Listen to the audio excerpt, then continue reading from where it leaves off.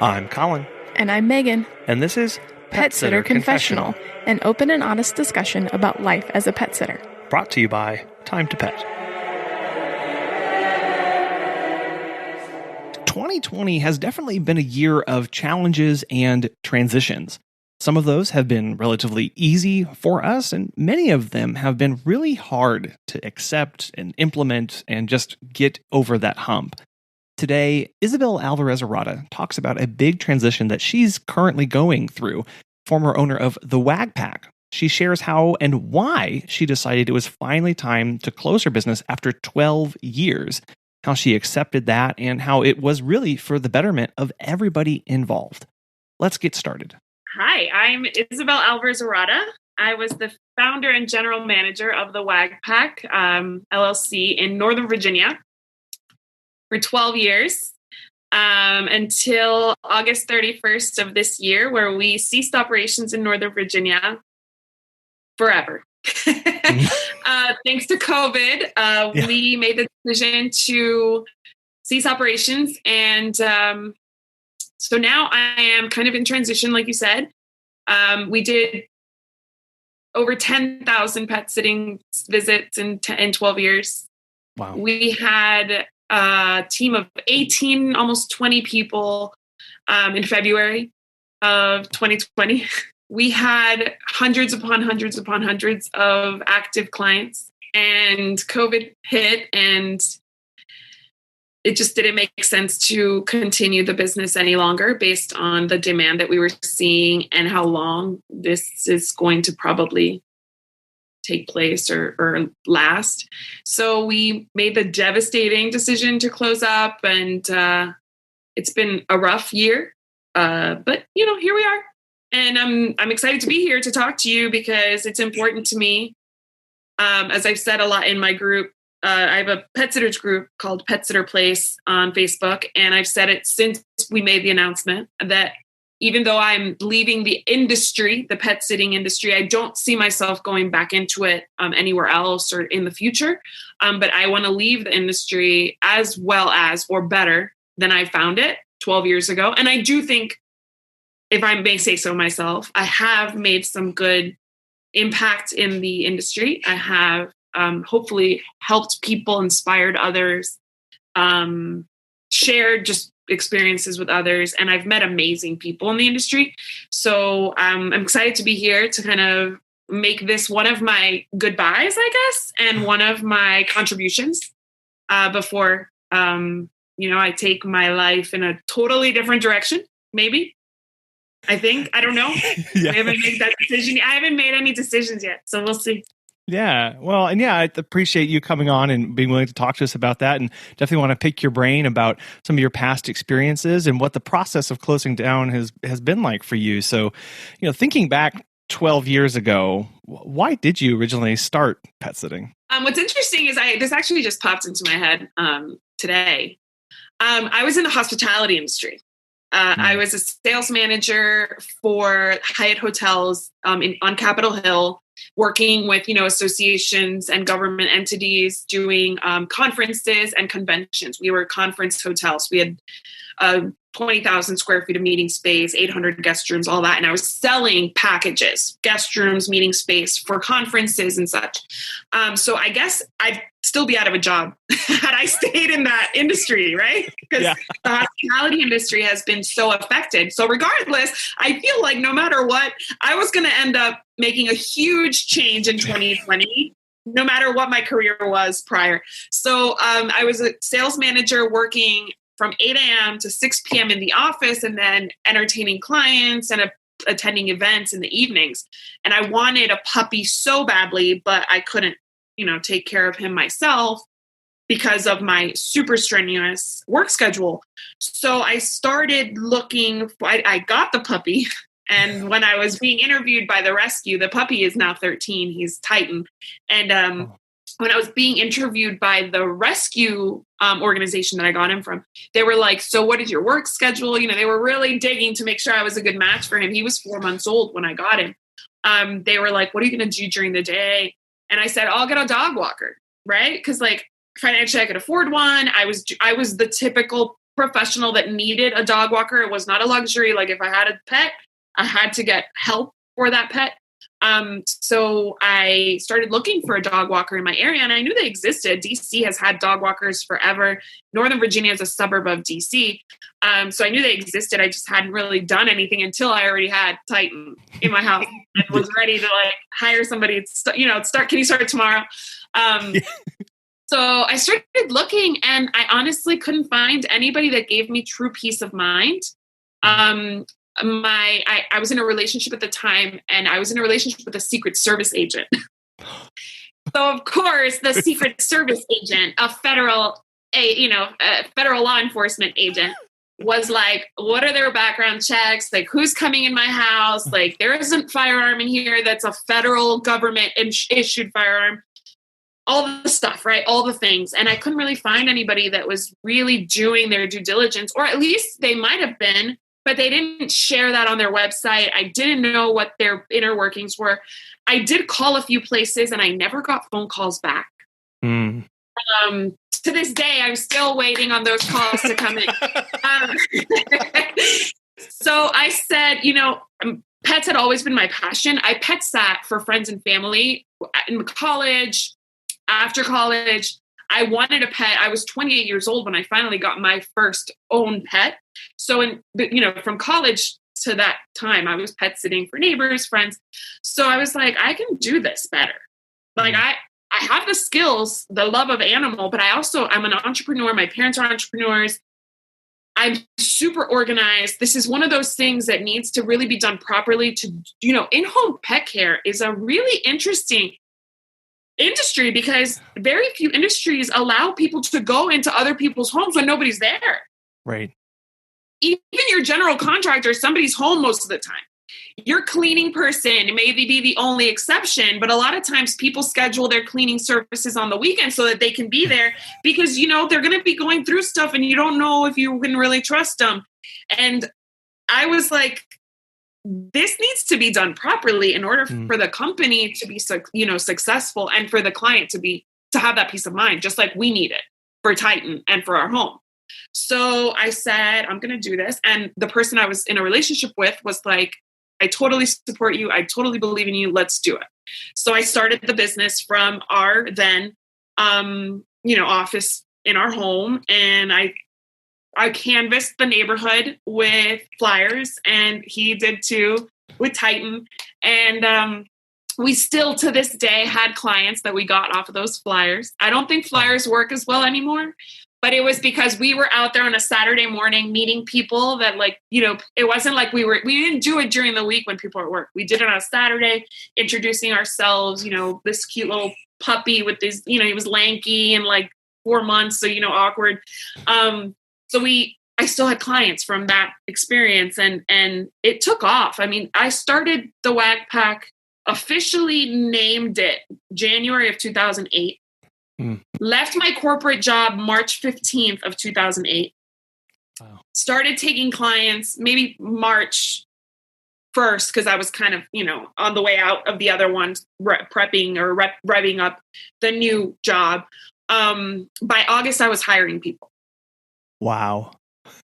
Wow. I mean, talk about, I would take clients anywhere I could get them. I would drive 40 minutes to walk a dog and make pennies on that walk because my vision was I'll get territories started. Again, the salesperson in me was like, I'll get territories started and then I'll hire somebody to take over. So once I had a few dogs, consistent dogs in every area, I would hire somebody. We really ramped up really quickly, and it was amazing because the need was there. And I set out to do it better, and I did. So I was really getting some market share.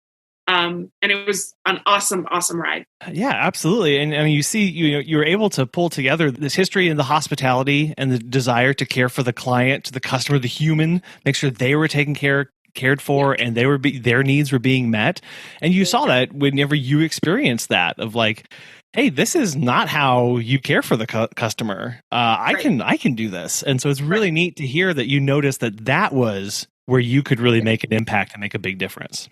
Absolutely. So I was in sales. So, I mean, calling people back, like customer service 101, sales 101. You have a lead, call the lead back. And that wasn't happening. And I know in 2008, the economy was actually not doing well, but Northern Virginia is very insulated. A lot of government work, a lot of government contractor work. So that the bubble bursting and the recession in 2008 didn't really affect my area that much. Sure. So it was a good time to hire because we had a lot of people who were maybe coming in from other areas looking for work, part-time work, whatever work they could get until they found a job. I remember the first time that I put an ad out for a job for employees on Craigslist, I got like 250 applications. That's how different it was back then to what it is obviously now. And that did not remain. I mean, we struggled with hiring. Hiring was always a challenge because you either had too much business, not enough staff, or not enough business, too much staff kind of thing. So it's hard. That's a hard part of the industry. But at the time, we had so much work available, or so many workers available for the work that we had, that it was beautiful. It was awesome. And we, just because of my training with kind of closing, I was able to like not only close clients, but close employees. Right. So like I was able to recruit clients and employees very, very simply and very easily. And the follow through was always there. I mean, I've had clients tell me like, you are really on top of it. You are so on top of it, almost too on top of it, because, I type A personality. Planning meetings and selling guest rooms is actually very similar to booking reservations for pet sitting. It's very similar. It's, it's a finite product. We only have one or two pet sitters, just like we only have one huge meeting space that meets your needs. It's very similar. There are so many similarities. And customer service at the end of the day, it doesn't matter what you're selling. It's customer service. It works the same way, whether you're, selling dog walks or selling Rolex watches. It's customer service. What would you say is your secret sauce for that? And what got you to that? Well, I think the awards, let's start. I think the first award we got was NAP's 2012 Business of the Year. And I think I love NAP's. I was on the board of directors of NAP's later on, not when that happened. But I think NAP's, it was the confidence to just nominate or ask somebody to nominate me. I think that was really the basics of it. I was like, what do I have to lose? And maybe it's just the way I was raised. My mom is like my biggest cheerleader. And I might've said like, there's this thing. And she was like, apply, go, do it. So I was like, what am I? And she always says my mom's biggest thing is always like, you already have the no. Like the no is basically what you have, because if they say no, nothing changes, right? Mm-hmm. Go for the yes. So I applied, and I asked one of my clients who had sent me this beautiful heartfelt letter because I had done something for her when her pet was passing on, when it was his time to say goodbye. And she sent me this beautiful heartfelt letter. And I said, thank you so much for this letter. Would you nominate me? Based on what you've said, include your letter and nominate me. And that just kind of started the process. I was also writing a column for a local newspaper at the time. So I think I won it because I was trying my hardest to educate and do the right thing for my clients and for my community. And I think that's why I won it. And I think so many pet sitters do that in their own way, but they don't recognize their value and their worth and what their impact is. So they don't nominate themselves. They don't ask somebody to nominate themselves. So I think that's really what it came down to, because I won only because I put myself out there a little bit. Yeah, you had right? You had the self-confidence. You had the backing of mom going, go for the yes, and you were able to say yes, exactly. Able to say, yeah, you know what I do is important. What I do it well, right? Recognizing that, putting that, and being proud of the work that you do. It is that first step of going, yeah, this is I can ask for this. Absolutely, and then also, with Washingtonian, we had we won pretty much they do it every other year. So we won 13, 15, 17, and 19. Best pet care in our area.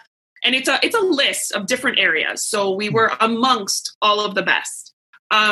And that's another one, asking people to vote for you, saying to your clients, like, this really means a lot to me. If what I'm doing is making a positive impact in your life, please help me make a positive impact in my business. And people were always helpful with that. And then for the NAPS President's Award, it's, again, helping the community. I was involved in NAPS. I was trying to make it better.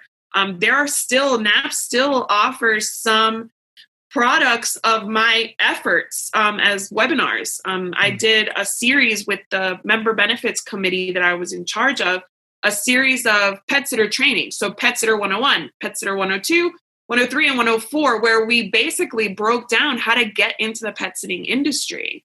And that did not happen overnight. And that was a labor of love. And that was taking time out of my day and my life and the grind to contribute to the organization, and the organization contributed to me, right? That's basically how, to me, it works, is the symbiotic relationship of the business owner with the employees, the business with the community, the individual with maybe like an organization like NAPS, lifting each other up, helping each other out.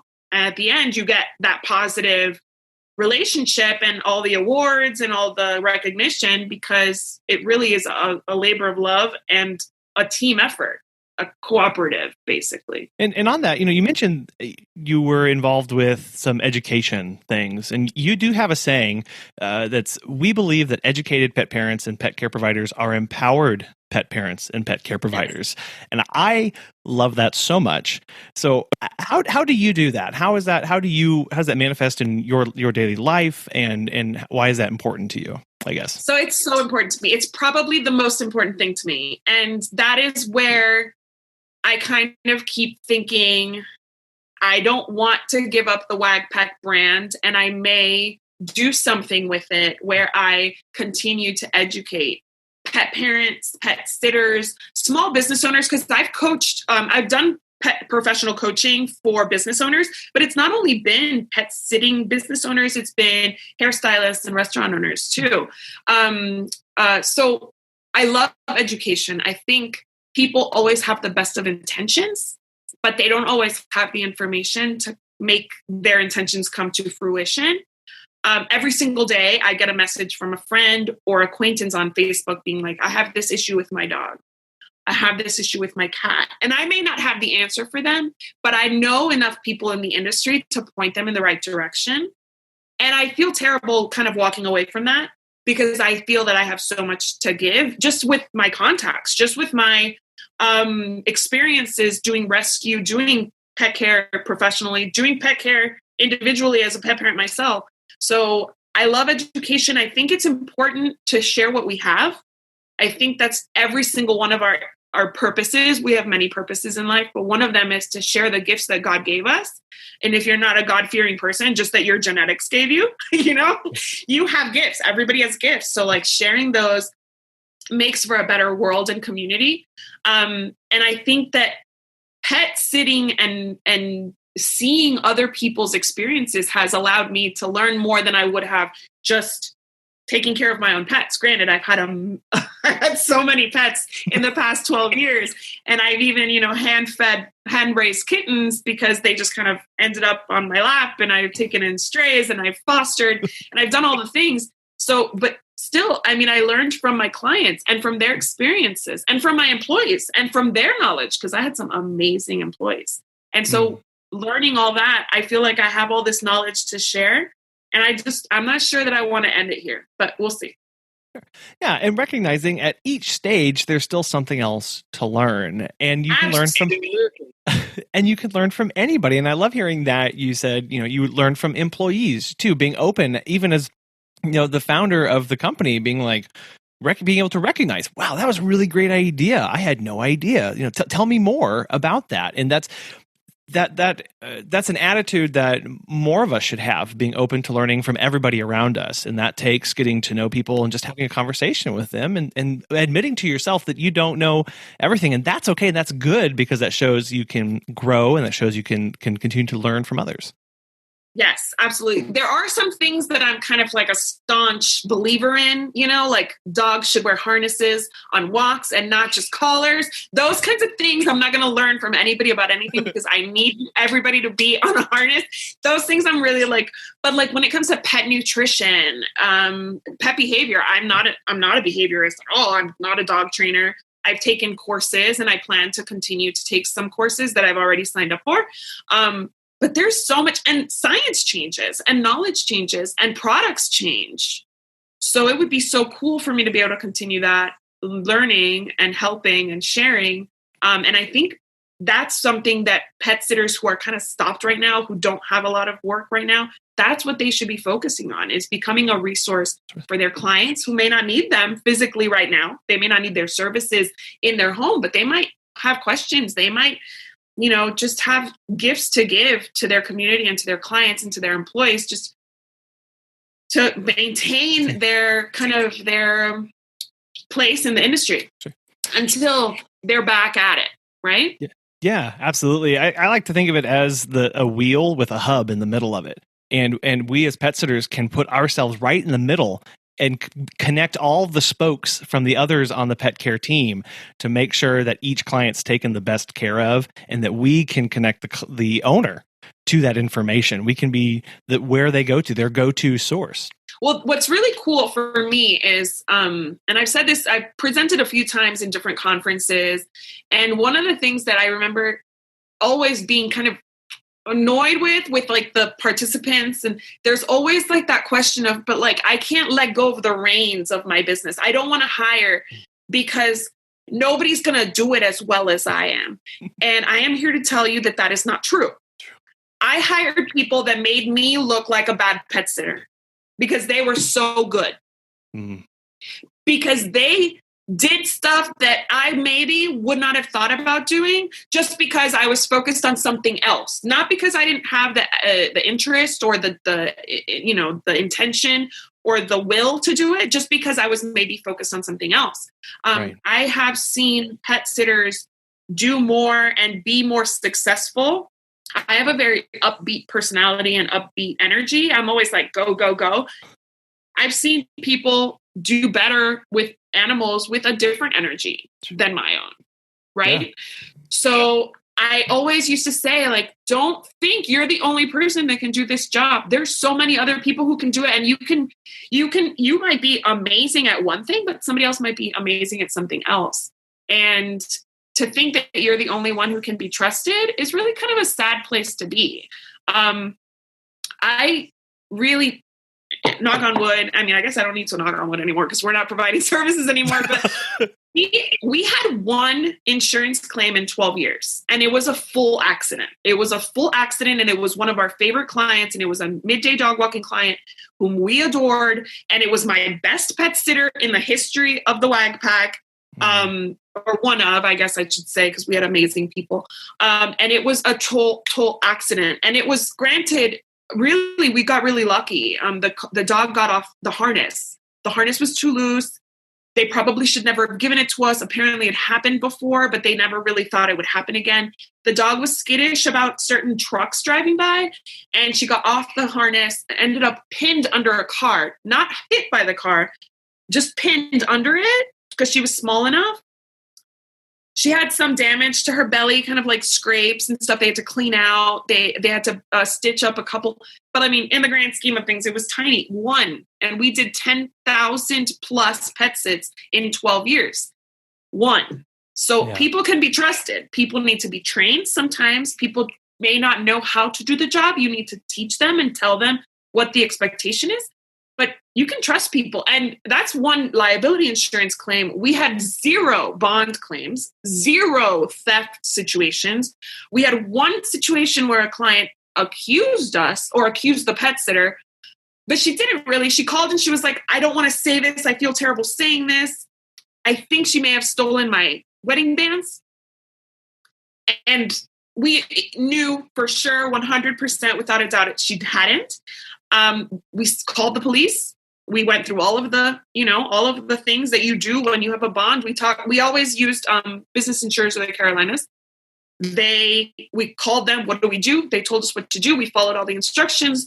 I was not interviewed by the police because I was no longer local, but my business partner was interviewed by the police. The employee was interviewed by the police. Turns out somebody she knew had stolen them. Somebody she was dating or something had stolen them. We never heard again from her. We never heard again from the police. Nothing ever came of it. So that was one bond situation where we didn't even have to use the bond. And then one situation where we had to use our liability insurance. Workers' comp, we did use again once because somebody tripped over a leash and broke her nose. In 12 years, out of 10,000 pet sits, plus, because that's just like my kind of round number that I use, 3 different situations, and everything else, I mean, was just, it's not always smooth sailing, but you people think of the worst. People think they're going to lose a pet. They're going to steal from my clients. That's not the case. And there's so many good people out there that you can use to build your brand and see your vision come to fruition. I mean, it's limited. It's a limiting thought process. And it's one that thankfully I never had to deal with because I always believed in my team. And I always believed that the right people were out there and would find their way to me. It's the client originally trusted you enough to go into their home when they weren't there. Why? What is it about someone else that you can't give that same trust to? That you can't give that trust to them?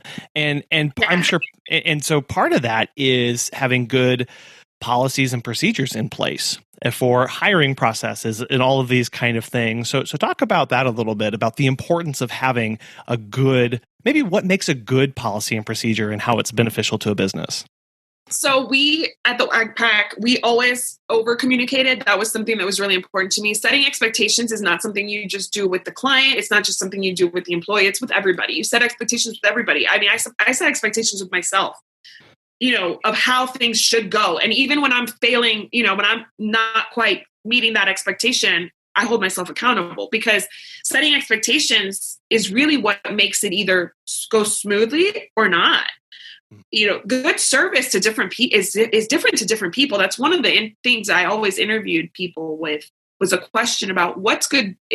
Tell me of a situation where you had awesome customer service, because what's good customer service to me might be intrusive to you, right? It might be too much for you. You might not want to be on a first name basis with the person at the front desk. You might just want to sneak in and out of the hotel with people not really on your tail, right? So good service may not be to me what it is to you, and vice versa. So policies for clients are super important because they set an expectation. This is how we do what we do. That's the procedures part of the policies and procedures. And then this is what we won't do, which is basically your policies, right? They are your limit. They are your boundary. And what makes a good one is if it's enforceable. If it's not enforceable, it's not a policy. It's junk. It's a waste of your time and the client. So that's the biggest thing. And then a second most important thing is that it's sustainable. And I'll give you kind of an example of those, because enforceable, we never did refunds. We would always say you can get a credit toward your next pet care visit, but you're not getting a refund. Why did we do that? There's always a reason. There has to be a good reason for your policy. You can't just be like, oh, somebody else down the street did that. I mean, that's not a good policy. The reason we did that is because when people pay up front, which is what we required for confirmation of services, they're serious about that trip. They're not just kind of penciling you in and then expecting a refund if if it falls through, right? I didn't want to commit my staff to something that wasn't going to actually happen, because everybody has a life. Everybody has things going on. Nobody wants to be waiting on a Friday night. Do I start tomorrow or not? You need to know how to plan your weekend. Everybody has stuff going on. So out of respect for my staff and for myself, because I provided services for 7 years, full time, 24/7. That was a policy that we really kind of held strong on. We never gave refunds. Never gave refunds. The only time we made an exception is if the pet passed away. Obviously, they only have one pet. The pet passes away before they go on vacation. I'm not going to keep that money. Yeah. That was the only reason. I mean, we had people who got sick and still we didn't give a refund. I mean, I never offered it. They never bought it. So they eventually used it when they were better. They used the credit when they were better. But that was one of the biggest things. And I had a client be like, I want my money back. And I said to him, but our policy is that we don't give refunds. You agreed to that when you became a client. And he said, I mean, I get that being a policy, but enforcing it? And I said, all of our policies are enforced. I wouldn't waste your time or mine making you read something as part of your policy agreement that I had no intention to enforce. So every single thing that you signed on, I've thought about, I've really made sure that it works, and I enforce with you and every other client. I don't make exceptions. And he was kind of like, oh, okay, well, I guess that makes sense. Okay, well, I'm glad you think so. Because I think maybe sometimes people it's because it's a pet care industry, I think people think it's like cute or like a hobby. And they don't realize how serious it is for us and how many balls we have in the air. Yeah. It's not like an ice cream shop where every client comes to me. I'm sending people out to different homes in different areas. I need to have backups. I need to do a lot of things just so that dog walker can be in your house at noon on Tuesday. So I don't think people think that far into it. So he was like, what? Why would you enforce this? And it's because I have to. Because if I gave refunds left and right, then what would I have at the end of the day? Just a bunch of cancellations? Yeah. And then I'd be working because a cancellation is work for me. Like I already booked it. I approved it. I sent you the confirmation. I assigned it to the client, to the staff member. The staff member got the key and all that. And now I did all that. And now I'm going to have to work to give you a refund, get the key back, give you the refund, take it off the schedule. I mean, that's time and effort. So I'm not doing that for everybody, just so that, I mean, that when people do that, it really makes me nervous that they're wasting all this time and making zero money because people take advantage of that freebie cancellation and you're just working for no reason. So that's one of the enforceability situations, but sustainability too. When I started the Wag Pack, I was way more, I guess I had more strict policies, and my policies are pretty strict still, but I had more strict ones. Like I made a difference between like the cancellation policy for holidays versus regular time.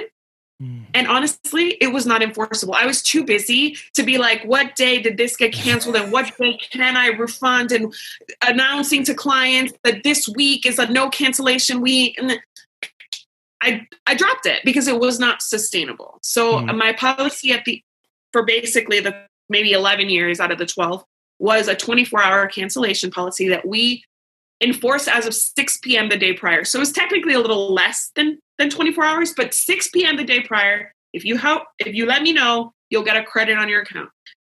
After 6 p.m., 1, I'm not on my email. So I'll see it the next morning. And 2, at that point, I feel like I need to pay my staff member. So you don't get your money back. That was it. And that was simple, sustainable, enforceable, and it was fair. I felt it was really fair for everybody. The key to that sustainable part is it's sustainable to you, right? It's sustainable for you to keep your head wrapped around, for you to understand it, for you to enforce, for you to go to bat for that every single day. It's not, that's right. So key. Many people think the policies are for somebody else. So once they write, this is for them, so they know. It's like, no, that's for you, right? You're the one that's going to be enforcing it. You're the one that's going to be reminding people. That falls to you. 1,000%. I feel like policies, whether it be for the employee or for the client or for the independent contractor, that's for the business. It's not for everybody else. The goal should be that it be mutually beneficial. All of these policies be mutually beneficial, of course.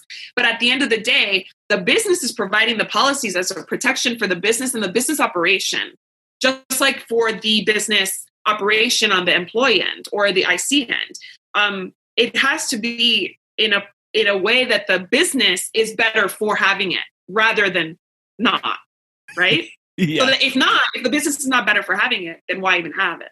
Right. That's a question you got to ask yourself. Like, is this actually beneficial? If not, correct. this needs to go.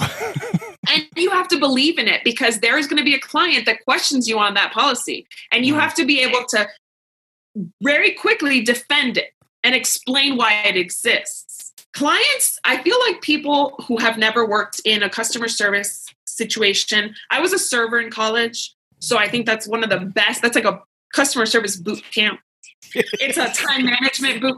Waiting tables is everything's at the same time. It's time management. It's condensing trips to make sure that you're like using your time properly. It's customer service. It's gift of gab. It's all the things. And I mean, I've always had, that customer service experience. I started working when I was 14 years old, and I've been in customer service this whole time. And you need to be able to concisely just like really defend that policy. And if you don't believe in it, you're not gonna be able to do that. Right. Yeah. If you're just copying because it's an industry standard, well, find out why it's an industry standard so that you can defend it, because otherwise you're just kind of giving this explanation that's going to sound disingenuous and the client's not going to buy it.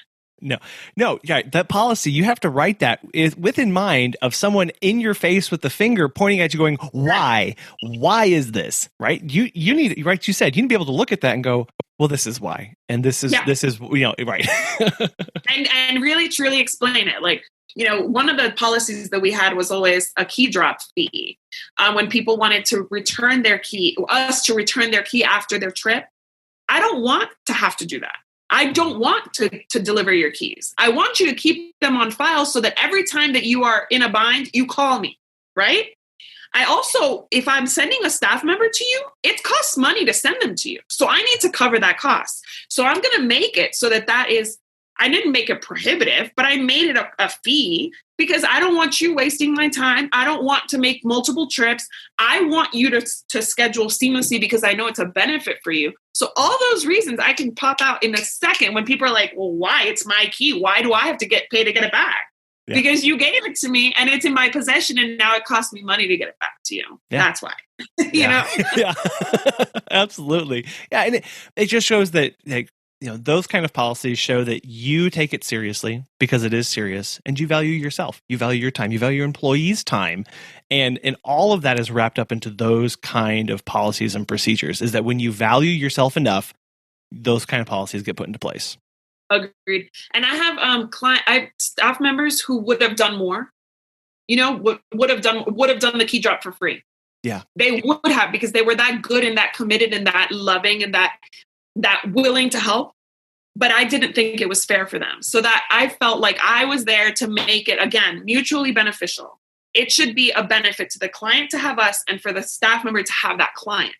And if they're being, abused back and forth with the key, then it's no longer beneficial for the employee. So my job as like the kind of like the head of the captain of the ship was to make sure that everybody was getting what they deserved. The client was paying a lot of money. We were the most expensive pet sitting service in our area. They were paying a lot of money. So I was expecting them to get top-notch service. Our staff members were giving it their all. I was expecting them to have every single visit, every single trip they made to that house, pay them enough to make it more than worth their while. I mean, if it wasn't that case, why would they even get off the couch, right? So that was my priority always, is those policies to protect everybody and to make it sure that everybody's getting what they expect, that setting of expectation. Have you heard about Time to Pet? Claire from Acton Critter Sitters has this to say. Time to Pet has honestly revolutionized how we do business. My sitters can work much more independently because they have ongoing access to customer and pet information without relying on me. I save hours upon hours of administrative time on billing, processing payments, and generating paychecks. If you are looking for a new pet sitting software for your business, give Time to Pet a try. As a listener of Pet Sitter Confessional, you'll get 50% off your first 3 months when you sign up at timetopet.com/confessional.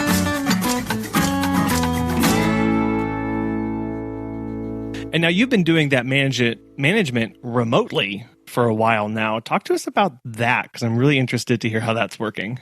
It was working amazingly well until COVID.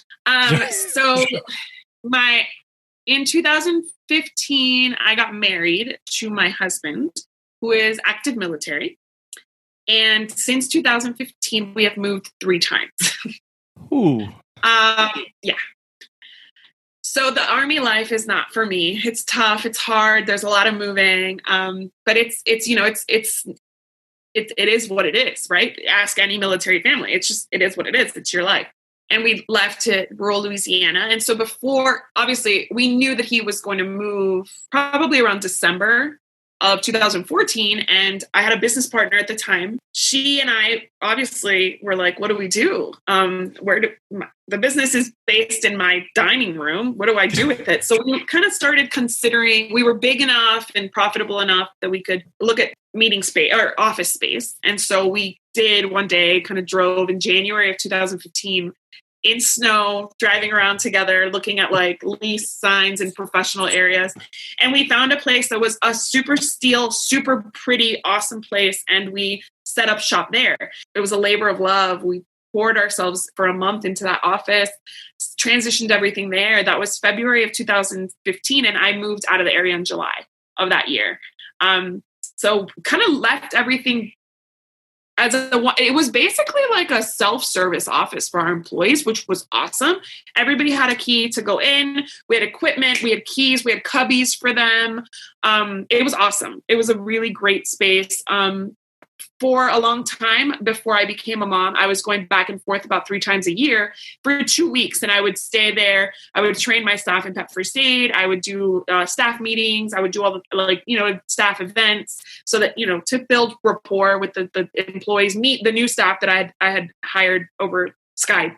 The whole time I've been running the Wag Pack remotely, because my team was so good. And my business partner was local for a long time, but then she moved out of our service area, but still closer than I was. And our staff members were just really reliable and really good people. And our office setup was really seamless and helpful. Our location was really central to everybody. So it was basically like smack dab in the middle of our whole service area.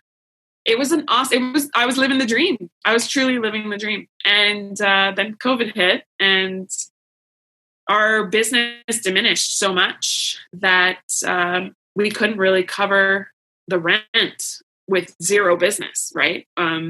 So luckily we have the most amazing landlords who loved us and who really supported us. And they allowed us since April to be at 50% rent. And then they let us out of our lease without penalty. And we actually asked for September 30th to be the last day. And they were like, why? They were like, just be out by September 1st, because we all know it's not going to get any better with that month, and save that money. And they were wonderful. So they let us out of our lease. But that was really the thing that made it possible for me to be remote, because we still had that like meeting area and that space where the Wag Pack lived, even though I was physically not there. We had snacks for staff and we had it beautifully decorated. And every time I went over, we had breakfasts or happy hours or something. Once I had kids, it was a little harder. I was going maybe twice a year. This year, I didn't think I was going to go at all because I just had a baby in February. But yeah, I mean, it was the office space that made it possible for me to be remote. We had a big office safe, kind of like a utility closet that we turned into the key safe. All that, we thought about everything. It was truly like a work of art. And we just had to sell everything in there. And that was so heartbreaking. Yeah. So, after 12 years and after everything that you've poured into this, you had to make that call that it was time. How did you know that it was time you had to do it? Yeah. So I'm a really intuitive person. And again, please do not make decisions based on me. I am not a witch. I'm not sitting here with a crystal ball. Please do not make any decisions based on what I'm about to say. I only have intuition about what affects me personally in my life, not everybody else. We closed our operation because of COVID on March 23rd. I laugh and I joke because I called it before the local government did twice. And I called it on a Sunday. I sent an email to everybody. I think it was March 22nd and 23rd. And the reason I called it and I said, we're not going to provide services because of this pandemic is because the vast majority of my midday dog walkers are over 60. So they were in the high risk categories. And I asked my staff member, one of my rock stars, Sherry, who we can talk about her in a second. I want to talk about Sherry. I asked her over text just on a random Sunday when this was all ramping up, how do you feel? And she said, I'm scared. And I called it. I said, I'm not sending, not for what we pay, not for what they pay us. Am I sending somebody into somebody's home who may or may not be even taking this seriously because it was so early on? So I called it. My clients were all fine with it. We thought 2 weeks, 3 weeks, 4 weeks, we'll see you soon. But then I think it was a week later, March 31st or something, when the government of Virginia, the governor of Virginia shut us down through June 3rd. So on March 31st, he said, we are shutting down. Everybody's quarantined. We are not considered essential because we didn't have any essential workers as clients. All of our clients were already home. They were really just booking us to help us. We're shut down till June 3rd or June 10th. So we're talking 2.5 months. And I immediately said, there's no coming back from this. Not because of the way that we operate. One, because we have a lease and we pay rent in a high rent area, right? It's not just like we pay rent. We pay rent in a high rent area. I am remote, so I'm not going to be there to pick up the pieces. My business partner is not like me. She and I complement each other because she's not the networking person. She's not going to be the one going to the, Chamber of Commerce meeting. She's not going to ramp things up. She's a really good processes person. She's great at managing things. She has great, wonderful ideas. She's awesome with tech, but she's not your salesperson that's going to go ramp things back up. And I'm not there to do it. And even if I was, I have 2 very young children. So like the amount of work that I put in when I was single, without children, with 2 dogs that, I had dog walkers to care for so that I could go do my thing, that wasn't the case anymore. So I just said, this is not sustainable. And I called my mom, and my mom was like, again, my mom is amazing. And she's an entrepreneur and she's a VP for a bank. She's all the things. And she said, would you start this business today? And I said, no. Would I start this business in a pandemic? No. Would I start a business that is so time intensive, even in my own city with 2 young children? Probably not. And would I start a business in another area that I don't live in? No. So all the answers were no. I would not today start the Wag Pack in Northern Virginia. So she said, there you go. So there you have your answer. So I called my business partner, and we had that conversation of, did we really just lose our business to a pandemic? And yes, we did. But it just made the most sense to us based on our logistics to shut down. And I'm a very intuitive person, but I'm a very analytical person.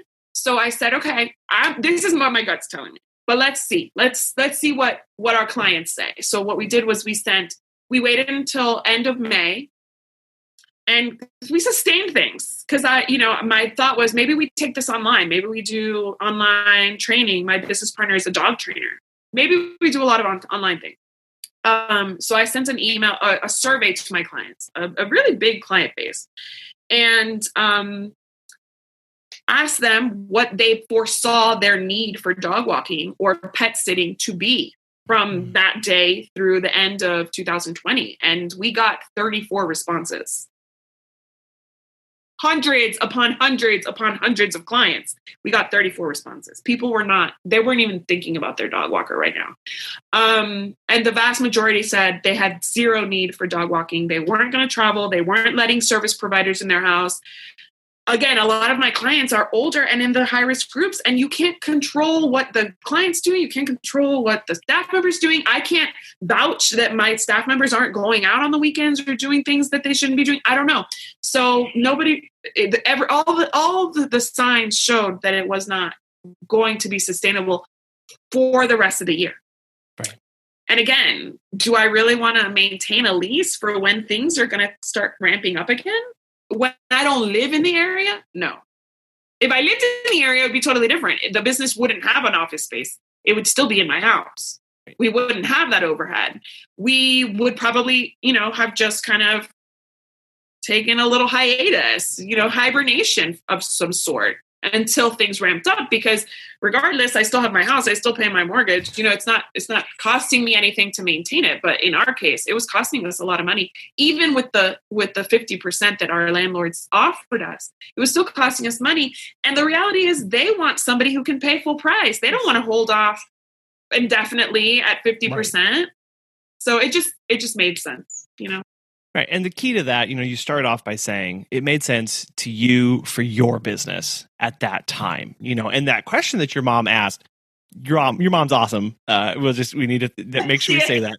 That question that she asked you is just so powerful of, would you do what you have right now if you had an option? Like, would you start this exactly as it exists? And you were right. No, like this is not in this environment, not the way I'm managing it. It's not what I want right now, and it's not going to work. And that little simple question is just so powerful to ask yourself of, is this what I want right now? Okay. Yeah. And I think that that's a really good question for other people who are in the same situation to ask themselves, because would you start your business right now in a pandemic? Okay, maybe no. But let's take out the pandemic completely and say, would I start this business today outside of a pandemic? Would I do this again? I made this decision 12, 5, 7 years ago, however long the business has existed. I made this decision 12 years ago. Would I make that same decision today? Let's even assume that the market was the same, that the global situation was the same. Would I make that decision today? A lot of people would actually say no. Oh. Maybe they went into it not realizing all the effort that it was going to take. All the logistical nightmare, that even the key situation, just like, I can't wait to get rid of keys. One of the most cathartic things for my business partner who managed the keys was probably getting all the keys that were not claimed and throwing them in the trash. It was probably the best thing that's happened to her in 2020, right? Because keys are a nightmare. So like all those things that people didn't really realize before they started their business, maybe that would tell them, no, I don't want to do this anymore. Yeah. And it's a good time to have an exit strategy if you have one. If you have one or you want to create one, it's a great time to do it. Right. So yeah, what advice would you give? Someone else is in this position and they're going, yeah, I don't know if this is where I need to be right now. What does that exit look like? What has it looked like for you? What's that process been like as you've transitioned out of the industry? Again, I love my brand. I love what we built. So I don't want to give that up. I'm going to have my business partner who's already on to bigger, better things. Like she has her own, she's going to start her own boarding in her home. She is a dog trainer trained by Victoria Stilwell. So she's got everything awesome. She is going to just give me the brand. There's no value to it right now. So she's going to hand it over and, I'm going to keep it. I don't know what I'm going to do with it, but the Wag Pack, the website I built in October with all this intention of like blowing it out of the park here, like this year, 2020 was going to be amazing. We had like 18 new clients in January, and I was pregnant. I was like on maternity leave. And we were just doing so well. All of those good intentions, I'm just going to hang on to that. I'm not ready to part with it. So I haven't really dissolved the brand. I'm going to close the LLC in Virginia because I'm in Texas, so I don't need that anymore. We don't have an office space there anymore, so I don't need that anymore.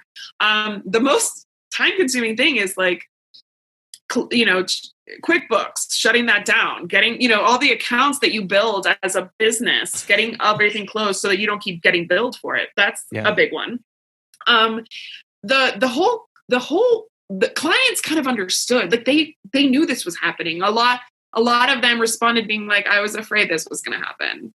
Some of them were giving us money, just literally charge me for dog walks that you're not doing. And I stopped doing that because I thought to myself, like I kind of did it April and into May, I said, you know what, you don't know how this is going to affect your family. So I'm not trying to like just keep taking your money. I did it for April just because I thought, okay, it's a month. They're still employed. But a lot of clients just were like, we figured this was going to happen. Throw away my key. Like, there's no need to even give me back my key. I'll get keys made, whatever. Then we also did 2 days in our office. Thankfully, we have office space to do it, but we did like 3 hours on a Saturday and 3 hours on a Thursday or Friday evening, where we said, come get your keys if you want them. Wear your mask, come on in, let us know that you're coming so we have it ready to go in an envelope and give it to you. So we did that. Some people asked us to mail the keys at their expense, which, we did. Most people just said, discard my keys and best of luck to you and thank you for everything. So that was a pretty easy process.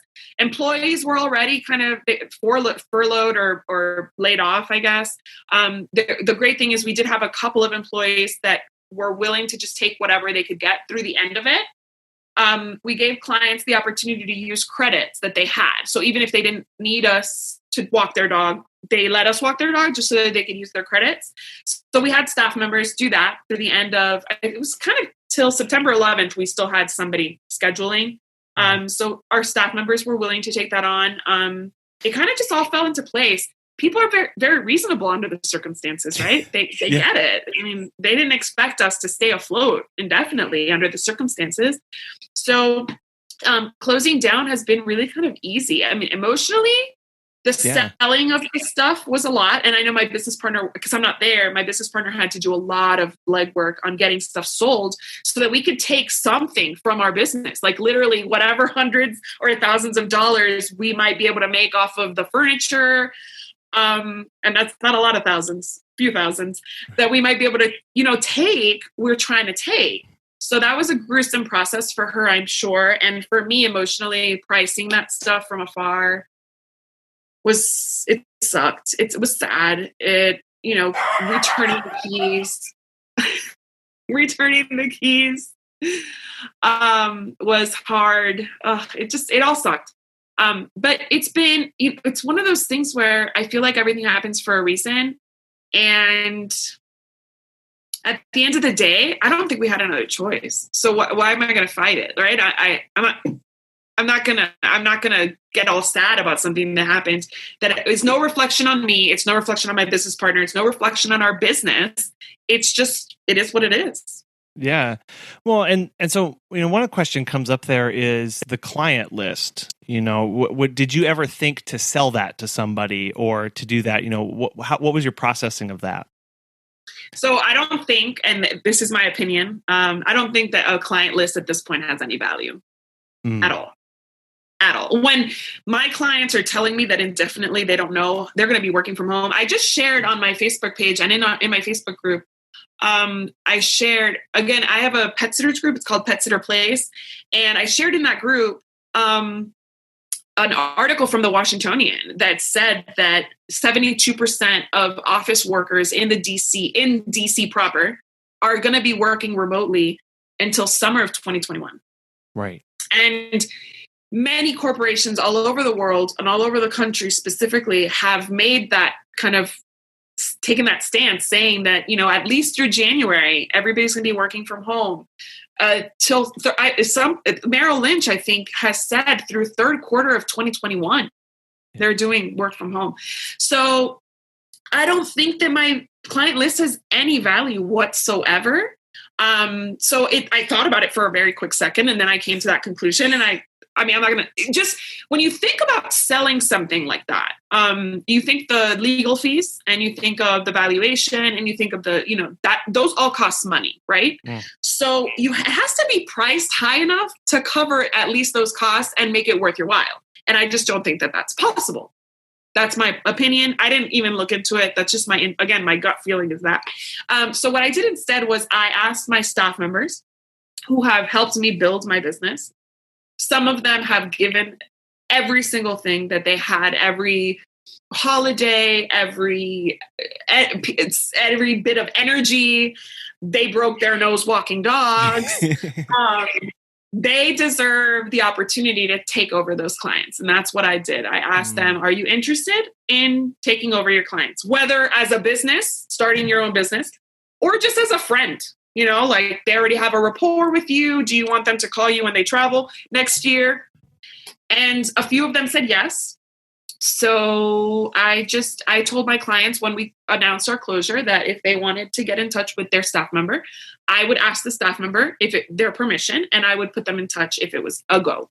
And we did that. We put a lot of people in touch. The staff member who broke her nose, Sherry, who is amazing. She, like, blood, sweat, tears, literally, said over the Wag Pack as an employee, she took it so seriously. She was that committed. She started her own pet sitting business, and I think it's Sherry's Pets. And she's now taken over her clients. Her clients are thrilled to still have that resource. She's amazing. She's one of these people that has taught me how to be a pet sitter. She's one of these people that makes me look like a bad pet sitter because she went above and beyond way more than I would have done, even just logistically and with policies and stuff. Like, she was just like so dedicated. So she has her own business now. So that to me is a win-win for everybody. And it makes me happy to see that somebody is taking what they learned from me, whatever it was, and making it their own. Right. And I'm sure it's also kind of a cleaner break, too, for you to be able to see these people to continue to go out and flourish, be well cared for, and be rock stars and take what they've learned and continue doing that in that area. You know, it's funny you should say that, because I don't know how many businesses, my competitors, I would have been 100% comfortable handing that list to, even with money involved. Because we did things so specifically and in such a very, very cognizant way that I feel like my clients were expecting something that they may not have gotten. Not a dig on any of my competitors. And some of my competitors may have even been doing things better than me. But I just wasn't positive of that. And I wasn't sure how that would work. And I wasn't comfortable even pursuing that just because of the payoff not being. I didn't want to have that transaction close and then be like, I hope they're doing a good job for them. I hope they don't make me look bad. Because at the end of the day, when you sell a client list, you're kind of standing behind it. Yeah. And I didn't feel that the payoff was enough to take that risk. So I 100% stand behind every single staff member that took those clients. And I can sleep at night knowing that they're going to do the best thing for those people. And that's good enough for me. As you were closing down your business, you looked around and you saw those policies and procedures that we had touched on earlier. And you saw those and you kind of view those as a resource, I guess. And now you're looking at those and they're available to people who are interested in making them part of their business. So what was that process? What made you think to do that as you were shutting everything else down? I don't know what, I mean, so years ago, my plan was to franchise the Wag Pack because we're that good. Like, to me, that was it. Like, we have these processes. We know how to do it. We do it right. My husband says when we started dating, he said to me, I was kind of explaining the Wag Pack and how we do things. And he said, so you're what right looks like. RIGHT. And I said, yes, exactly. We're what right looks like. And that's what came to me, is because we are what right looks like, but we have no use for these things that we have poured over. And I really was serious about franchising. So I really organized all of our policies. We had attorneys look at things. All of our employee manual was revised and edited and even just really made more robust by a legal team. So, I mean, these things have value because of what I planned to do with my business, franchise it. So I said, let me just sell this to people. And again, trying to make what I can, salvage what I can out of the investments that we made in these things. So I said, let me sell these. And my business partner was like, yeah, again, she truly believed we're what right looks like. Let's do it. People need this stuff. So we were basically selling 3 things. Their packages, their digital downloads. The first one is all of our client forms. Everything that we've ever used with clients, our policies and procedures, frequently asked questions, forms that were very specific to situations like an unsupervised access to the yard waiver, where people who have doggy doors are expecting your insurance to cover you and their pet when you're not even there. Right? So we had a waiver that we made with our legal team to protect us. Like, yeah, you want your dog to use a doggy door? Well, I need you to sign this. So just a bunch of things. We had a rewards program that we just conceptualized last year that is awesome, and clients were super excited about. Really, truly, like elevating our business to really, truly, like almost a corporate level in the sense that we really wanted that bang for your buck. When you booked the Wag Pack, you got more than that value add, that value add that you get from Nordstrom or Whole Foods or something that you think this brand really stands out because of all the things the extras that I get, or just like the quality that I get. So we really had some awesome forms and some awesome documents that we used with our clients to really stand out from the competition and from whatever their preconceived notions of a pet care provider would have been. So those are the client package we're selling for $100. There are like 19 downloads, I think, in the client package. So, I mean, tons of information for $100. And then we're doing the employee package, which is for somebody who maybe doesn't even have employees right now, but wants them in the future. You have to get this. It's $150, and it includes our 10-page employee manual, amongst a ton of other things. Yeah. And then we have our insider package, which is both the client and the employee package. But on top of just getting like the downloads, which I think is 36 downloads total, you get access to a special Facebook group where I manage it, and you can ask me questions about all those documents. So that you can kind of be like, what the same conversation we just had, like, what is this sustainable? What if I change this policy? Why did you have this policy? Did you ever use this? That kind of conversation that you maybe want to have with somebody when you download something, but you don't have access to the person. You'd have access to the person and to the I guess insight behind why we did how we did them and why we did things when we did them, etc. So I mean, $250 for the insider package, which is literally the cost of both packages. And then you get the bonus of the group.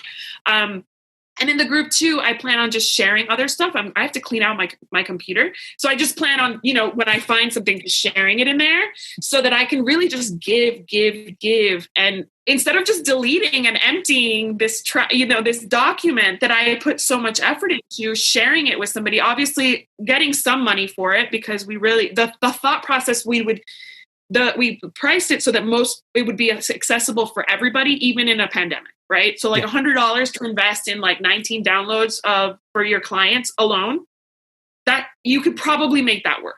But there's so much to it and such good stuff that I feel like people who really want to do it right, but don't know how, are going to benefit from this. And that's where, like, again, my heart is. Like, I want to leave things better.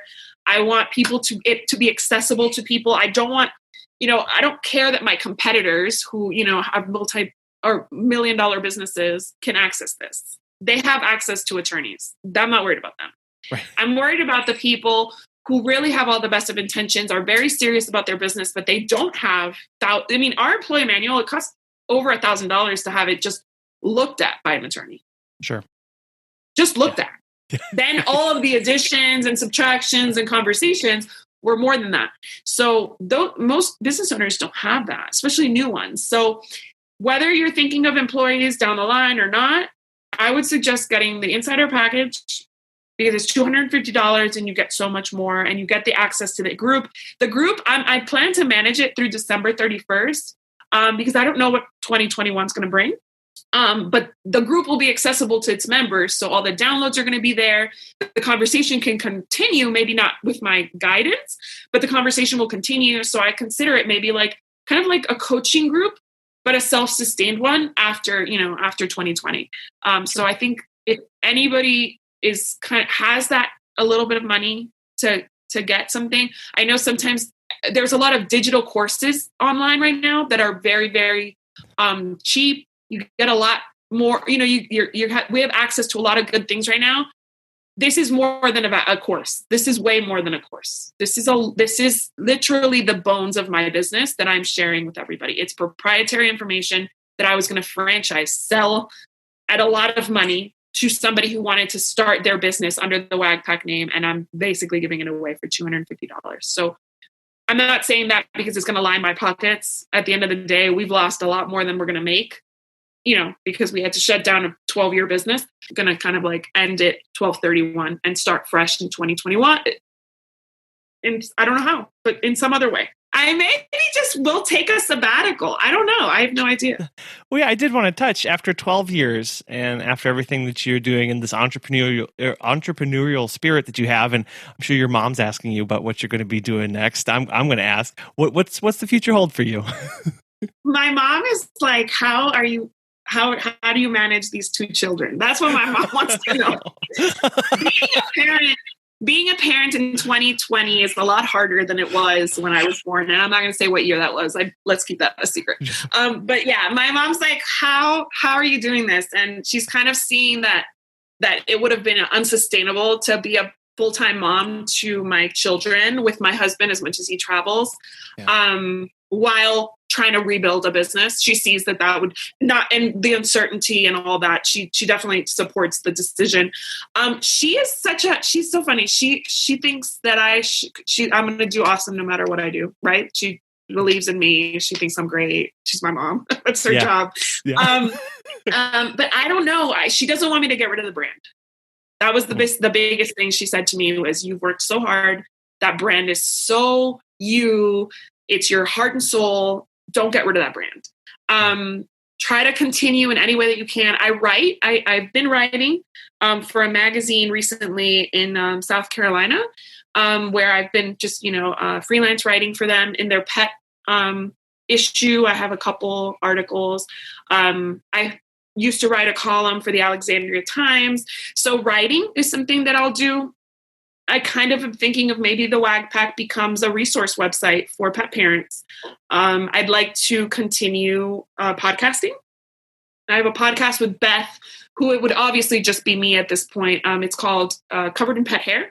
And I would like to continue podcasting. I'm thinking also of maybe doing something fun.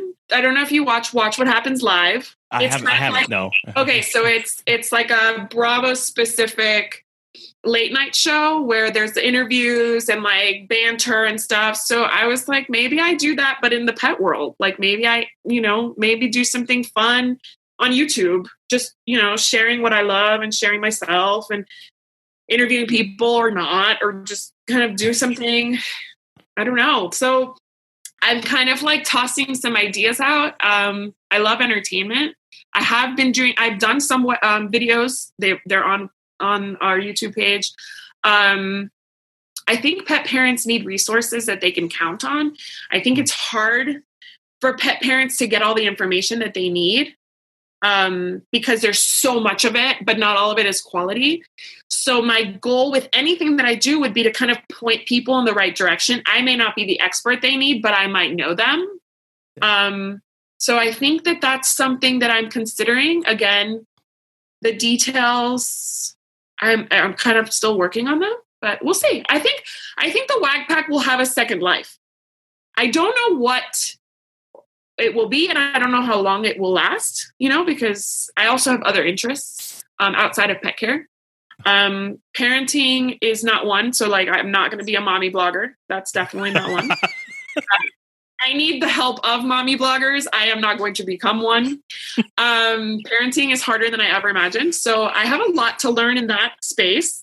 And that is going to take a lot of my time, especially because of my husband's work schedule and living in El Paso where I don't have family and in a quarantine where we can't have childcare. It's hard. I mean, my kid can't go to the school that I had planned to send him, this semester. I planned on sending him to school for the first time, and he's 3 and he's home. And so I have a lot to do, but I do want to kind of make an impact, even if it's just once a week podcasting. I don't know. We'll see. Yeah. No, there's a lot of exciting things, and I know you're probably still processing everything that you've experienced this year, so that's understandable. I just, I'm looking forward to everything that you've got in the pipeline. There's a lot of exciting stuff going on there. Thank you. This has been really informative and a real pleasure. Isabel, thank you so much for coming on, talking about how 2020 has, impacted you and how you process that and all that you've learned and all these experiences. It's a lot. And I'm looking forward to the impact that you're going to continue to have. So if people want to get connected, find out more, stay in touch so they don't miss these new and exciting things that you're working on, how best can they do that? Well, if you're a pet sitter, definitely join Pet Sitter Place on Facebook. And then our Facebook page, the Wag Pack, is on Facebook. And I haven't posted anything since we shut down, other than my very sad letters saying thank you so much to, our clients and the community and our peers in the industry. But once I have something to share, I'll definitely be sharing it there.